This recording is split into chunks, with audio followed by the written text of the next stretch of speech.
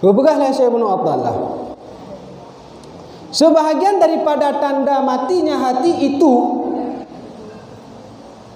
dia melakukan kemaksiatan. Maksiatnya mana? Dia berburuk jahat kepada orang lain. Dia tidak menghargai orang lain. Dia itu selalu mencaci maki. Tegok lewat bunuh citna mantong duh yang hanapah bangunnya. Munyongkon kumbun katihit. Cita ke betul begah bangun ni kalau le. I gentut keja. Kalau le i juling keja katanya. Itu kemaksiatan. Dan itu kita tidak pernah merasakan bersalah.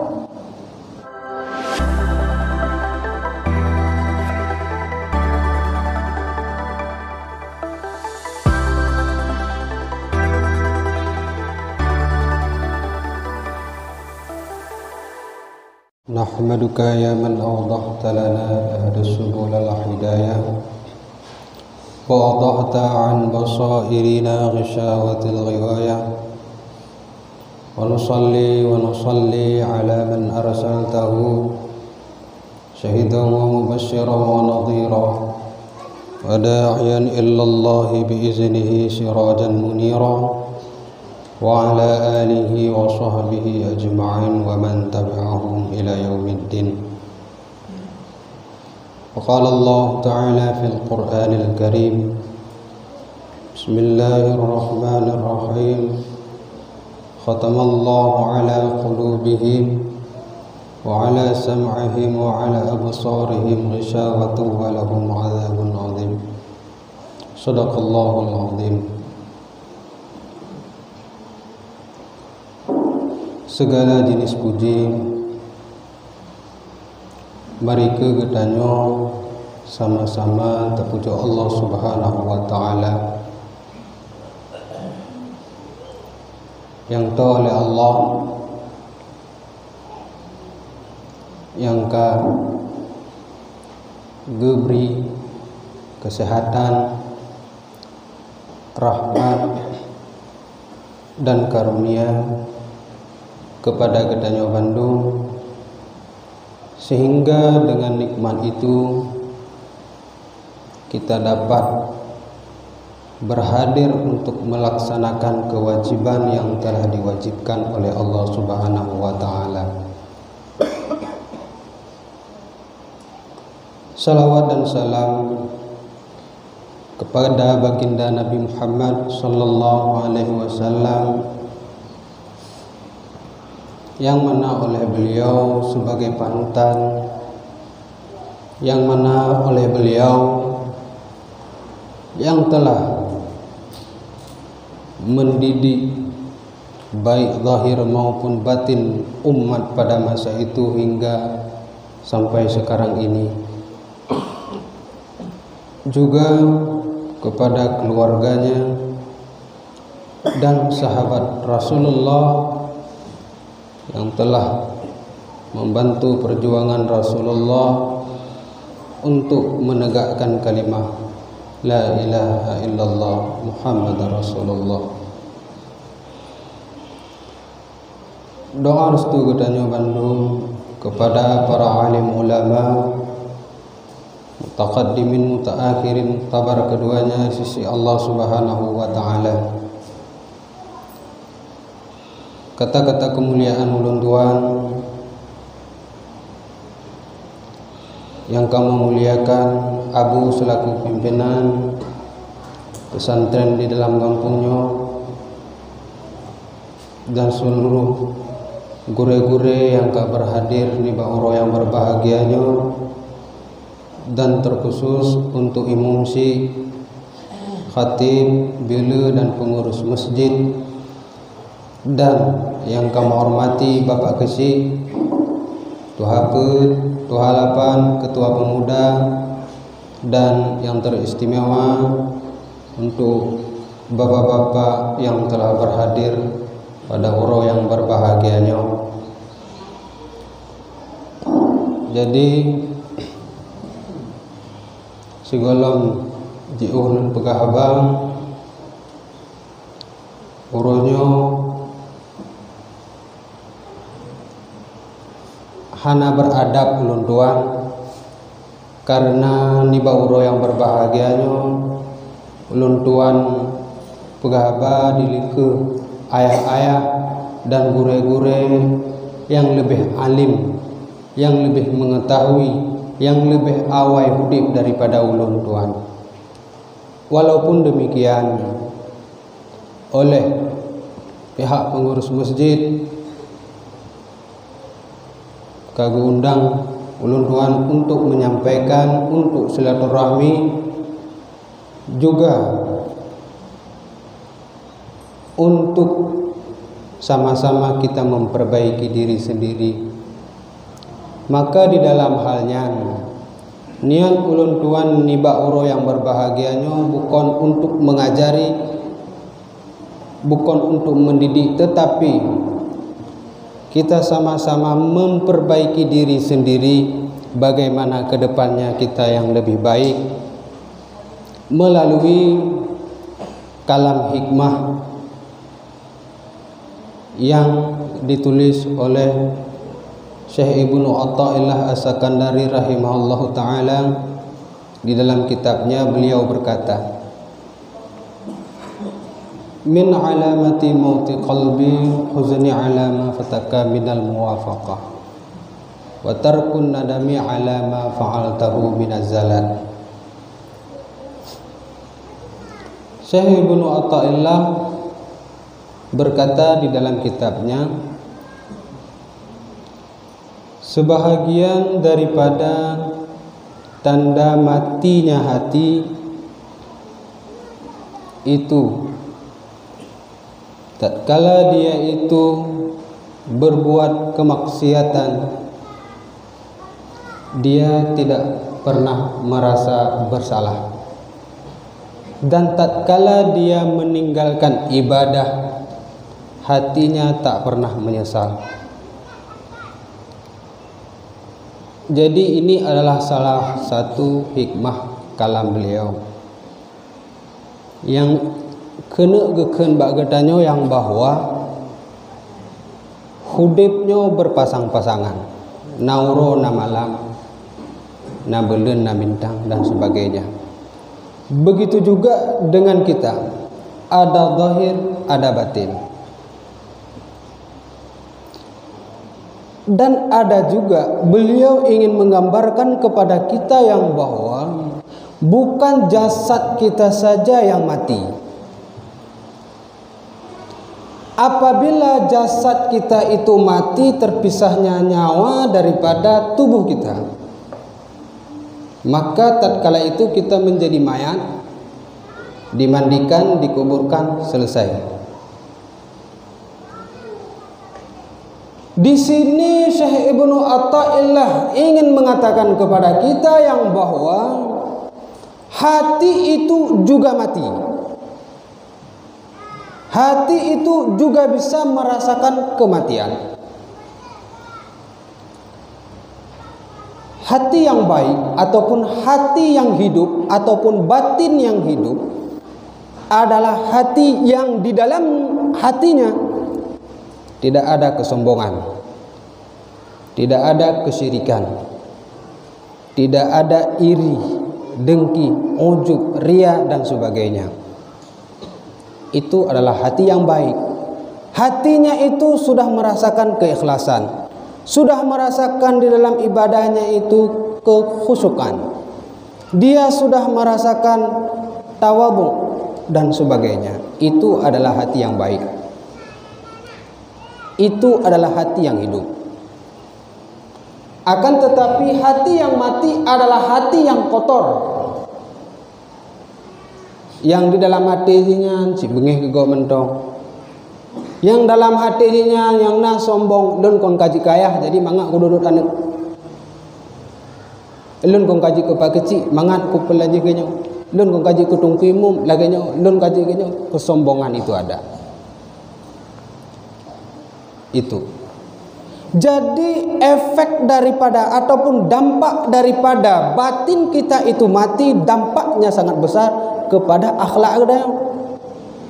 Akhlak gedanya dalam si uro-uro, akhlak dan ngon ayah bagi ban, akhlak danyo ngon urang si bagiban. Dilika ayah danyo lebih tak mulia gop daripada ayah danyo. Oh wate tadu ngon bapak camat manggo-angguk oh bandui beralai pak camat. Oh wate dilika ayah danyo alah apa dah pulih yo lika ayah danyo. Tamu desa ngon ayah danyo dalam titun yang kian tiga. Oh wate danyo kena jaji tiga tu. Ngon abu-abu tamah desa ngon ayah danyo pokonana. Itu berdampaknya. Ngon tetangga danyo itamong manok dalam rumah danyo tatem tak manok ji. Igop ikan ke danyo tatem jak baji perakan kelo beno. Itu berdampaknya sangat luas apabila hati kita itu sudah hati yang buruk. Maka di sini Syekh Ibnu Athaillah menggambarkan pakiban hati yang kamate, pakiban hati yang golo mati, pakiban hati yang sehat, pakiban hati yang tengah sakit. Tak kalon bak dro dah. Tak kalon bak bateng dah. Bet dalu bak mo dah. Tanyo je ke tente lagi tanyo. Tanyo deh tak kalon duro bak gop adeh dah kalon sedangkan kaliang yang bak mata tanyo han adeh li. Mereka ketanyo tak kalon bak dro ketanyo orang. Bebegahlah Syekh Ibnu Athaillah. Sebahagian daripada tanda matinya hati itu dia melakukan kemaksiatan. Maksiatnya mana? Dia berburuk jahat kepada orang lain. Dia tidak menghargai orang lain. Dia itu selalu mencaci maki. Tegok lewat bunuh citna mantong duh yang hanapah bangunnya. Munyongkon kumbun katihit. Citika betul-betul bangun ni kalau le. Igentut kejak. Kalau le ijuling kejak katanya. Itu kemaksiatan. Dan itu kita tidak pernah merasakan bersalah. Hati tanya hana merasa bersalah biasa tau. Awate tanya tacok atagop. Boh urut tacok ju tapu ju rumah tanya. Ungkut rut tacok pur. Penggot tacok tanya ju. Kemaksiatan.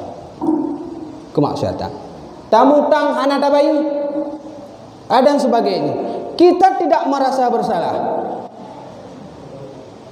Dan tatkala kita itu meninggalkan ibadah, kita tidak pernah merasa menyesal. Kita meninggalkan sholat subuh, temayang tubuh penuh hana ada temayang dayong. Takkan badoro yang pribadi, takkan badoro yang merasakan. Luhu bawa hana ku temayang. Kasih puluh ton kalun hana ku temayang tubuh. Kasih puluh ton kalun hana ku temayang luhu. Katrep kalun hana ku temayang isya. Katrep dia tidak pernah merasa menyesal. Sampai orangnya pernah merasa menyesal tanya ada yang kalian yang tubuh. Munyo tanya merasa menyesal tunggu orangnya tak kata mandu temayang dayo. Tetapi hari ini kita belum merasakan itu. Itu tanda-tanda bahwa hati kita akan mati.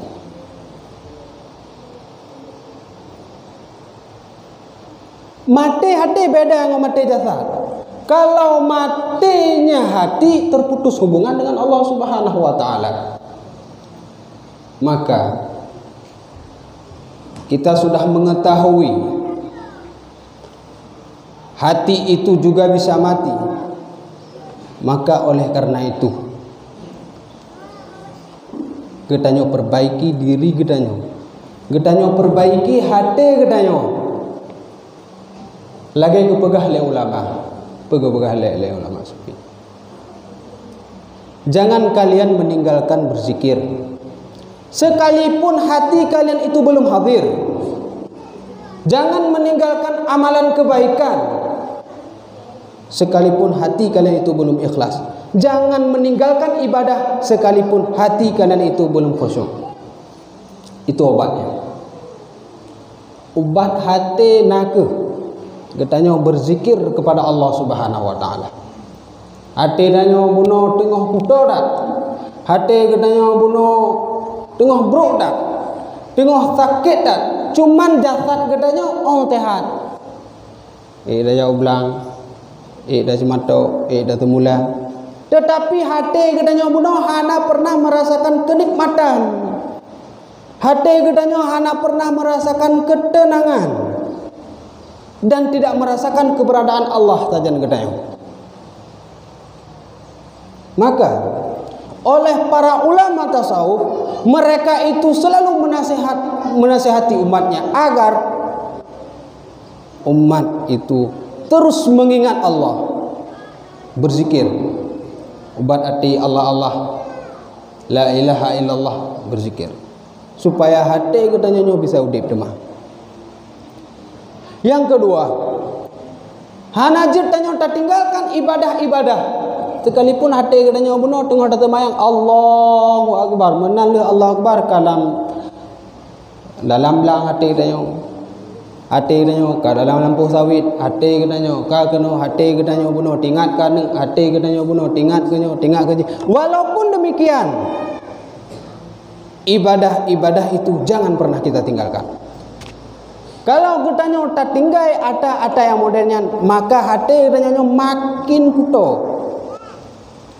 Begitu juga, jangan pernah kita meninggalkan amalan kebaikan, bersedekah, membantu manusia, membantu sahabat, membantu tetangga, membantu saudara-saudara.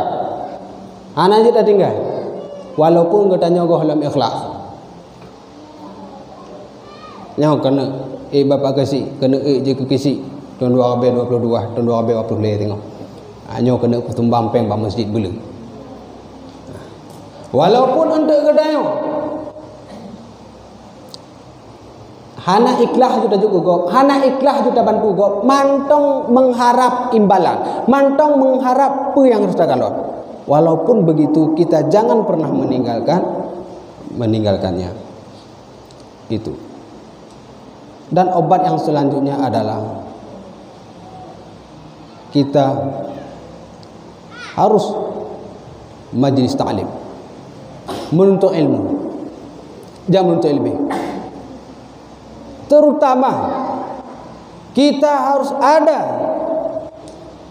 guru batin, karena yang bisa mendidik batin katanya adalah urung-urung yang kaget batin ji.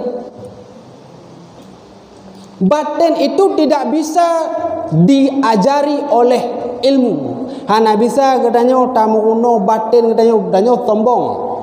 Hana bisa dipuno le urung yang sombong, hana bisa.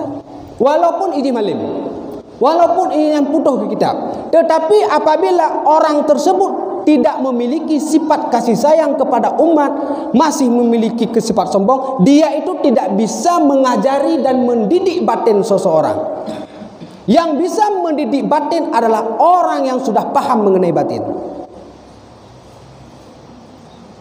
Kalau dia itu, guru itu sudah memiliki dan bisa bersifat dengan baik, berakhlak yang baik, dia itulah yang bisa mendidik batin kita. Dialah yang bisa membawa kita kepada Allah Subhanahu wa taala. Karena gepegah dalam kitab surah Asrar kalau hana salah, gepegah kena ilmu geputron le Allah dua boh. Ilmu zahir dan na ilmu batin. Kalau bahasa tasawuf, na ilmu syariat dan na ilmu tarekat. Ilmu tarikat dan ilmu syariat tidak bisa dipisahkan bandu aboh, dan hana bisa syariat jule untuk baru tasawuf, hana bisa. Karena syariat dan tarekat itu menghasilkan buah. Buahnya apa? Makrifat. Syariat dan tarekat untuk menghasilkan buah. Buahnya itulah makrifat. Ilmu zahir ini bisa diajari oleh siapapun. Dan ini disebut dengan ilmu intelektual. Tetapi ilmu batin adalah ilmu yang diajari oleh guru melalui pengalamannya, melalui rohanianya, mendidik umat itu, mendidik muridnya itu bisa beramal, bisa berakhlak yang mulia, sehingga dengan akhlak itu Allah menambahkan ilmunya. Itulah ilmu spiritual kalau bahasa Haji. Dan yang ketiga adalah ilmu ilham. Itulah ilmu makrifat. Langsung Allah kirim dalam hati seseorang hamba suatu pemahaman yang tidak bisa disangka-sangka. Itu adalah ilmu ilham namanya. Maka oleh karena itu juga disebutkan di dalam kitab Tanwir Qulub halaman 400 sekian. Diwajibkan bagi seseorang untuk wajib hukum dia, karena bunuh ilmu talabul ilmi faridatun, hukum untuk ilmu wajib, sedangkan ilmu yang kebetulan oleh Allah dua boh, na lahir na batin. Lahir alhamdulillah tanya tajak majlis taklim tanya, maka ji Abu Ya Mudawali Al-Khalidi beliau gepegek tuluk yang untuk mendidik batin katanya, dalam hati ino akhba, ino khafi, ino sir, ino ruh, macam itulah mendidik batin katanya. Wajib bagi kitanya untuk mencari ilmu. Apabila tidak engkau perdapatkan di dalam suatu negeri itu, maka engkau wajib hijrah. Tersebut di dalam kitab Tanwir Qulub, kalau tidak salah 405 halaman. Maka oleh karena itu, dengan adanya ilmu ini, ilmu syariat tanya tasawuf ataupun tanyo bertarekat, insya Allah Ta'ala getanyo akan dapat hadrah kepada Allah, dapat hudur hati getanyo kepada Allah Subhanahu Wa Ta'ala. Talake ba Allah Subhanahu Wa Ta'ala ada tanyo gepeget le Allah Subhanahu Wa Ta'ala nya wa ma khalaqtul jinna wal insan illa liya'budun itu adalah mengenal. Maka tujuan daripada ulama sufi, ulama tasawuf itu mengajak umat untuk mengenal Allah Subhanahu Wa Ta'ala. Berdampaknya kepada akhlak katanya, menyokabatin dan nyoget lagi kepada Nabi. Dalam manusia itu ada satu daging, apabila baik daging itu baiklah keseluruhannya, apabila buruk buruklah keseluruhannya. Maka hati ini sangat berefek penting di dalam udip katanya masing-masing. Itu. Jadi ulun kena bayangkan loh, kena beri bergambaran loh yang bahwa manfaat daripada hatinya adalah gepegah dalam le ulama mantik. Mahwa insan. Apa itu manusia? Manusia adalah hewan yang bertutur ataupun hewan yang berfikir. Apa itu buaya? Buaya itu adalah binatang, hewan, adalah hewan yang gerahang atasnya terbuka. Apa itu burung? Burung itu adalah hewan yang terbang. Apa itu manusia? Manusia itu adalah hewan yang berfikir. Kalau di dalam ilmu mantik, sifat yang terkhusus pada manusia itulah berfikir. Sifat yang terkhusus pada buaya adalah gerahang atasnya terbuka. Hana bisa buaya tehah gerahang bagoji tehah, hana bisa. Buaya tetap. Kuda adalah hewan yang meringgi. Hewan mendung, termasuk manusia adalah hewan. Tidak ada perbedaan. Kalau di istilah logika kita ini mano, kebu, kameng, ite, manusia sama bandumi. Mapat lebih adanya ngongkot, hayala ungkot bisa ditenam dalam ode ube galak sih. Tanya ana bisa. Hayala cicing pun tanya, cicing bisa ipok de ulangit. Tanya ana bisa. Cuma Allah menggejuk akal begatanya untuk bisa hidup lebih sempurna daripada binatang lain. Gawi marit lagi carong tanya marit, carong tanya pergi rumah. Dan itu tidak bisa membedakan antara manusia dengan hewan lain. Itu di istilah logika. Akan tetapi oleh para ulama tasawuf membedakan di mana perbedaan antara manusia dengan binatang yang lain, dengan hewan yang lain. Itulah pada hati. Kalau hatinya itu tidak bersifat lagi kasih sayang, tidak dapat mengenal Allah, berarti dia itu tidak berbeda dengan hewan yang lain. Tidak berbeda dengan itik, tidak berbeda dengan manuk, tidak berbeda dengan kuda dan sebagainya. Sama. Apabila hatinya itu mati. Apabila hatinya itu, itulah baru dinamakan dengan insan yang bagus. Insan yang baik. Maka oleh karena itu bapak-bapak yang dirahmati oleh Allah Subhanahu wa ta'ala, jangan melihat kepada orang lain. Sekarang kita melihat pada diri kita. Apakah kita sudah baik? Apakah kita ini sudah bersih?